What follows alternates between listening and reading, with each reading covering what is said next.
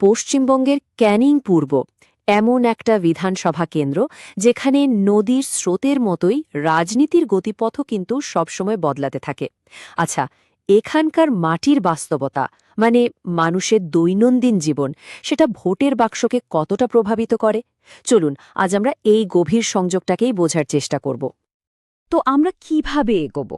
দেখুন, প্রথমে আমরা এখানকার জমি আর মানুষের লড়াইটা বুঝব।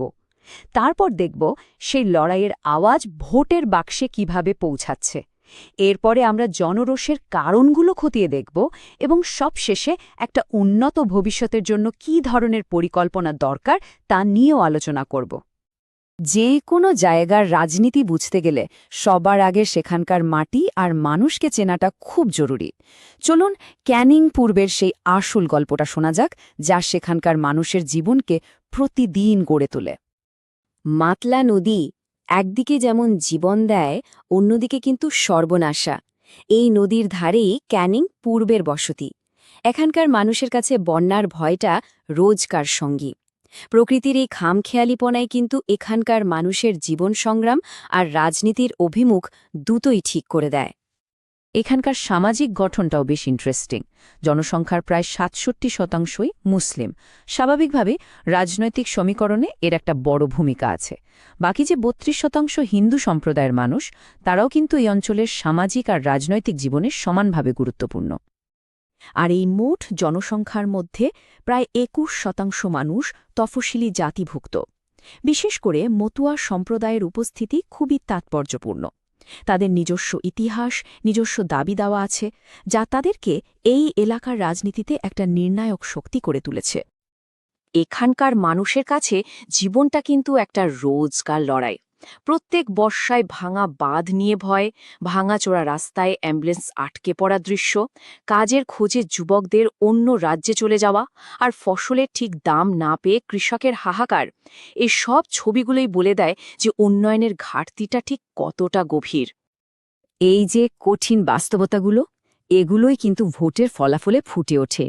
দেখুন, আমাদের সংবিধান প্রত্যেক নাগরিককে মর্যাদা এবং দায়িত্বের সাথে নিজের মত প্রকাশের অধিকার দেয়। আর মানুষ যখন ভোট দেয়, তখন তারা ঠিক এই অধিকারটাই প্রয়োগ করে। তাদের সম্মিলিত কণ্ঠস্বরই তো গণতন্ত্রের আসল ভিত্তি। ২০২১ সালের নির্বাচনে প্রায় ৮৮.৭% ভোট পড়েছিল। ভাবুন একবার, এই বিপুল অংশগ্রহণই তো প্রমাণ করে যে ক্যানিং পূর্বের মানুষ তাদের গণতান্ত্রিক অধিকারকে কতটা গুরুত্ব দেয়। তাদের জন্য ভোট শুধু একটা অধিকার না, এটা তাদের কাছে পরিবর্তনের সবচেয়ে বড় হাতিয়ার। এই চার্টটা দেখুন, ক্ষমতাসীন দলের শক্তি কিভাবে বাড়ছে তা স্পষ্ট বোঝা যাচ্ছে। ২০১৬ থেকে ২০২১-এর মধ্যে তাদের পাওয়া ভোট প্রায় দ্বিগুণ হয়ে গেছে। এটা তাদের সাংগঠনিক ক্ষমতা আর ভোটারদের মধ্যে তাদের প্রভাব দুটোই বুঝিয়ে দেয়। ২০২১-এর লড়াইটা কিন্তু বেশ দিলচাস্প ছিল। একদিকে ছিলেন তৃণমূলের শওকত মোল্লা, যার আসল জোর ছিল তার মজবুত সাংগঠনিক নেটওয়ার্ক, আর অন্যদিকে আইএসএফ প্রার্থী কিন্তু তৃণমূলের উপর ক্ষুব্ধ মুসলিম ভোটারদের একটা বড় অংশকে নিজের দিকে টানতে পেরেছিলেন। এখান থেকে এলাকার রাজনৈতিক সমীকরণের জটিলতাটা বোঝা যায়। ভোটের সংখ্যা তো একটা ছবি দেখায়, কিন্তু পুরো গল্পটা বলে না।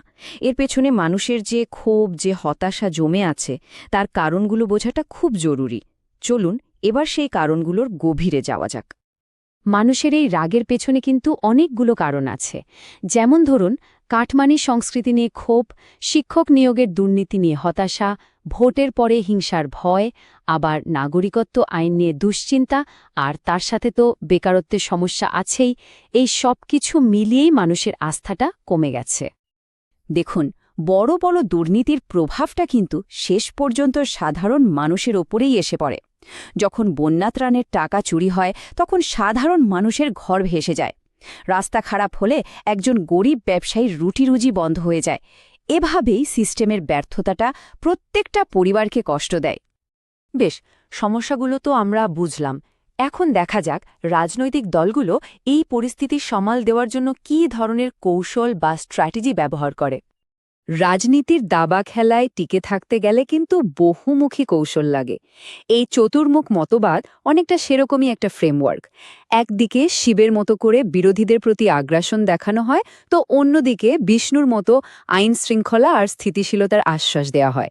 আবার ব্রহ্মার মতো নতুন নতুন উন্নয়ন প্রকল্পের স্বপ্ন দেখানো হয়, আর দুর্গার মতো করে সম্প্রদায়ের স্বার্থ রক্ষার কথা বলে একটা সুরক্ষার অনুভূতি দেয়া হয়। এই চারটে কৌশলের মিশ্রণে কিন্তু ভোটের খেলাটা চলে। ক্ষমতাসীন দলের এমন কিছু অ্যাসেট বা শক্তি থাকে যা নকল করা প্রায় অসম্ভব।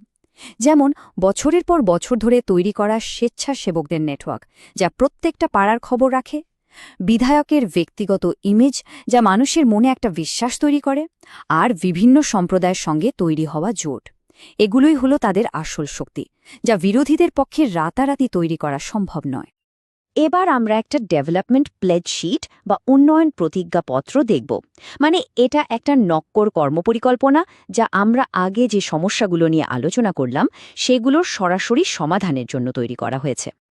প্রথম আর সবচেয়ে জরুরি প্রতিশ্রুতি হল নদী বাঁধের জন্য ১০০ কোটি টাকা।